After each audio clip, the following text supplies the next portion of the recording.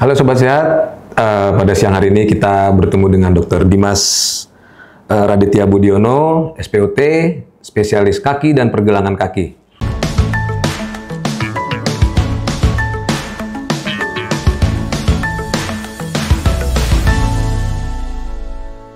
Selamat bertemu Dok di podcast RS Fatmawati. Selamat siang Mas Bis. Dok, kita mau nanya. Boleh. Operasi ortopedi itu kan banyak ya jenisnya ya, Betul. banyak tipenya gitu.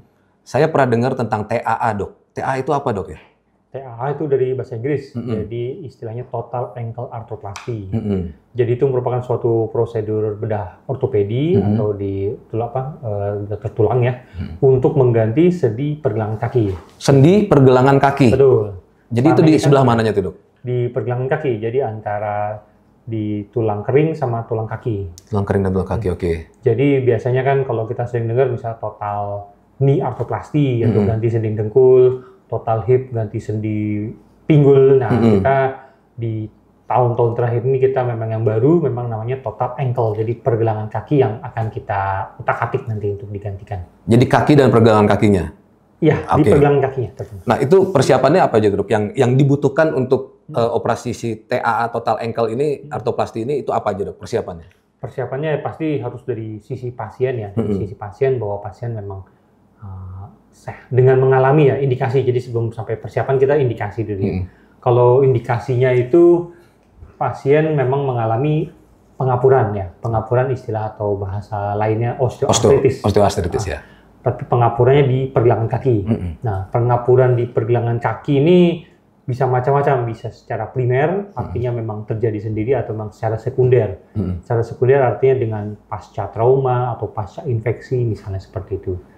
Dan kemudian yang kedua dari sisi usia, untuk kegiatan penggantian sendi pergelangan kaki kita memang ditargetkan usia paling nggak sih 50 tahun ke atas ya, karena memang ada berbagai keterbatasan untuk itu ya. Jadi kita 50 tahun ke atas. Berarti yang sebelum 50 tahun TAA nggak bisa atau memang nggak boleh atau tidak disarankan? Bukannya nggak boleh, bisa kita gunakan, namun memang akan memiliki apa namanya ya, karena kan ada usia pakai kan. Oke. Usia pakai ya.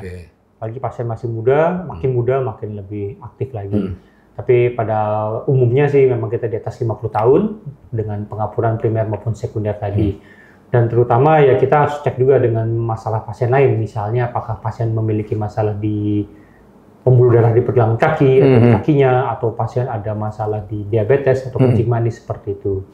Kalau lolos semua, artinya sebelum operasi apa yang kita persiapkan dari pasien juga kita persiapkan. Artinya kita cek dulu fungsi jantungnya, fungsi paru-parunya, apakah keadaan umumnya baik semua.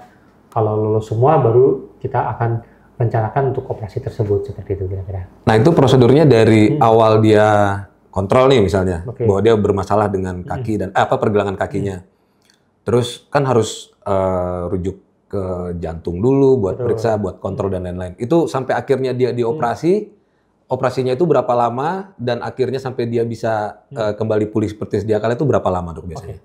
Jadi misalnya nih pasien datang nih di suatu hari pertama gitu ya, ketemu sama saya di poliklinik, kita ngomong-ngomong, bicara-bicara, ternyata kita akan diagnostik dulu ya. Kita diagnostik artinya kita lakukan ronsen dulu. Kita ronsen dulu di pergelangan kakinya.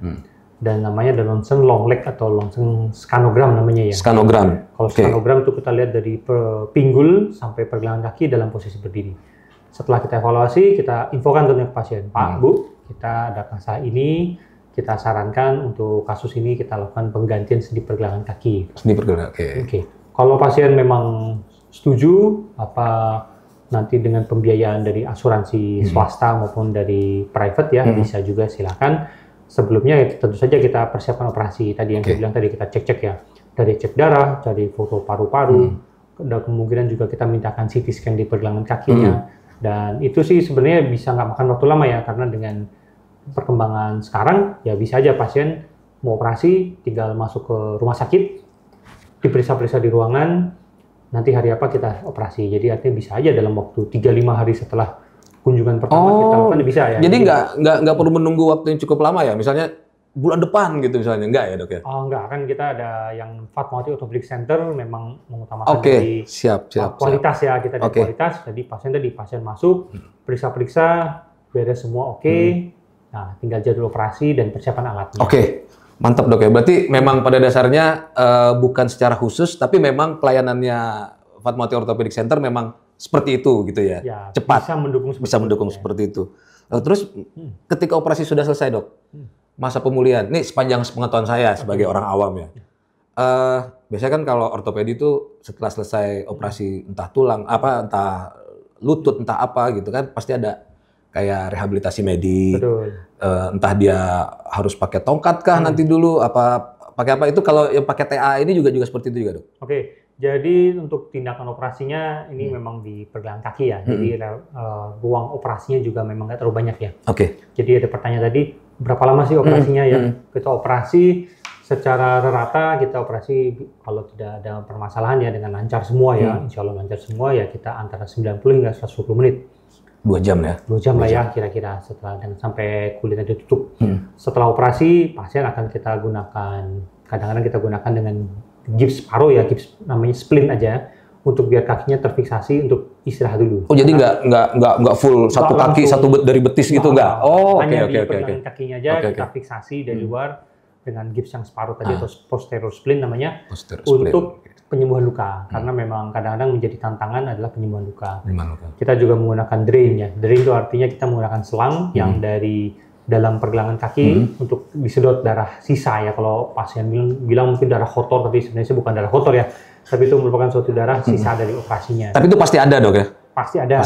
Dan kalau jumlahnya berlebih tentu saja akan menghambat proses penyembuhan si lukanya juga. Nah, kemudian dengan drain itu kita mungkin akan perawatan ya katakanlah 3-5 hari. 3-5 hari. Nah, setelah itu pasien kita boleh pulang ya. Tapi apakah pasien jalan? Ya memang belum. Untuk hal yang ini mungkin agak berbeda dengan operasi total nih atau total kita memang pasien untuk 2 hingga 3 minggu pertama memang belum kita sarankan untuk jalan. Teknologi yang ada untuk total ankle ini memang teknologinya namanya cementless. Jadi artinya kita tidak menggunakan semen. Ya. Jadi pada beberapa operasi total knee, total hip ada teknologi yang masih menggunakan semen. Artinya apa? Kalau kita menggunakan semen memang akan lebih cepat bisa dipakai ya. Nah itu Jok. Bedanya apa tuh dok? Ya biar teman-teman kita pada tahu semua. Yang nggak pakai semen dan yang pakai semen itu bedanya apa? Terus proses penyembuhannya berapa lama dok? Oke. Jadi kalau pakai semen itu jadi gini. Jadi artinya implan ini akan memang permanen, akan ada di dalam badan pasien ya, seumur hidup ya. Kalau dengan semen dia akan membantu untuk menempel ke tulangnya. Jadi bukan dari alat implannya yang menempel ke tulang secara langsung.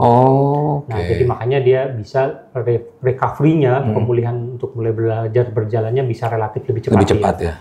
Sedangkan kalau yang cementless memang artinya di dalam implannya tersebut dia di permukaannya ada hidroksiapatitnya. Jadi kita mengharapkan si tulang dari pasiennya tuh bisa lengket langsung. Tumbuh sendiri gitu maksudnya. Betul. Nah, ini akan perlu waktu. Kalau terlalu banyak gerakan pada fase-fase awal dia nggak kayak kita ngelem buku ya nggak lengket-lengket bukunya ya. Seperti itu. Jadi untuk ankle atau plastik kita teknologinya memang cementless ya, kita nggak ada yang cemented seperti itu. Jadi untuk belajar jalan biasanya sih kita reserve sampai 4 hingga 6 minggu pas operasi. 4 sampai 6 minggu termasuk agak panjang ya. Panjang relatif sebenarnya. Tapi prinsipnya setelah 3-2 minggu setelah kita angkat jahitan dan rawat luka dan kalau nggak ada masalah, pergerakan sih boleh. Pergerakan tuh artinya pergelangan kakinya tuh boleh dinaik turunin, jari-jari boleh dilatih silahkan.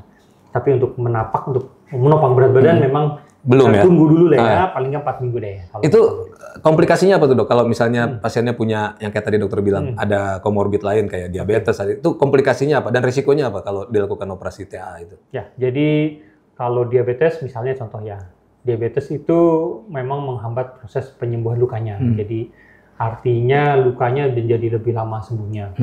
Yang kedua, kadang-kadang reaksi yang tidak kita harapkan tentu saja ini kan metal ya yang kita masukkan. Metal ini komponennya bervariasi banyak gitu ya. Jadi pada beberapa pasien memang bisa aja dia ada seperti alergi atau seperti tidak cocok dengan salah satu komponennya. Nah, itu tentu saja akan membuat lukanya jadi lebih lama ya. Seperti itu ya. Dan tentu saja efek yang sangat tidak kita harapkan ya terjadinya infeksi tadi. Kalau sampai terjadi infeksi ya itu bisa membuat operasi berulang ya, tapi memang hal ini memang relatif jarang ya karena kita dengan kamar operasi yang bersih, pemberian antibiotik profilaksis yang baik. dan lain-lain, dan tindakan aseptik yang baik ya, kita memang bisa meminimalkan hal tersebut. Yang susah untuk kadang-kadang kita kontrol tadi yang berhubungan dengan tadi pernyataan kita pertama yang di bawah 50 gimana nih, bisa dipakai atau enggak.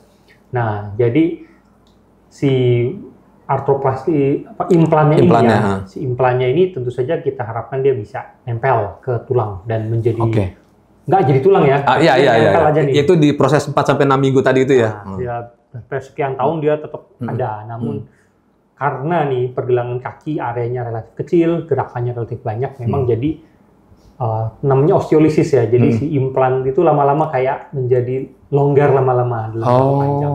Itu memang secara karena nih ankle arthroplasty ini salah satu penggantian sendi yang anak bungsu ya, terakhir gitu. Sebelumnya THR, TKR, nah sekarang ankle. Nah, jadi memang baru sekitar 20-30 tahun terakhir lah yang lebih banyak dilakukan. Jadi memang jangka panjangnya memang ada risiko kemungkinan terjadi tadi. Kalau terjadi loose lebih longgar gitu misalnya, mungkin memerlukan operasi revisi seperti itu. Tapi itu ada operasi lagi tapi. Kalau longgar gitu misalnya. Kita operasi lagi, tentu saja diharapkan dalam 15-20 tahun mendatang udah ada teknologi baru lagi yang bisa merevisi hal tersebut ya. Oke. Terus tadi dokter bilang kan operasinya nggak terlalu lama nunggunya gitu. Emang ada ruang operasi khusus dok di Fatmawati Orthopedic Center tadi? Ya, kalau di Fatmawati Orthopedic Center kan merupakan suatu layanan unggulan dari Rumah Sakit Fatmawati ya, Rumah Sakit Vertikal Fatmawati. Jadi memang kita ada fasilitasnya untuk tersebut. Jadi memang untuk pasien-pasien yang ini bisa masuk ke FOC atau nama tersebut FOC ya, memang memungkinkan hal tersebut sih. Kalau misalnya pasien yang nggak mau dioperasi, ini kan pilihan dok ya? Iya, betul. Misalnya pasien yang nggak mau dioperasi, ada nggak dok?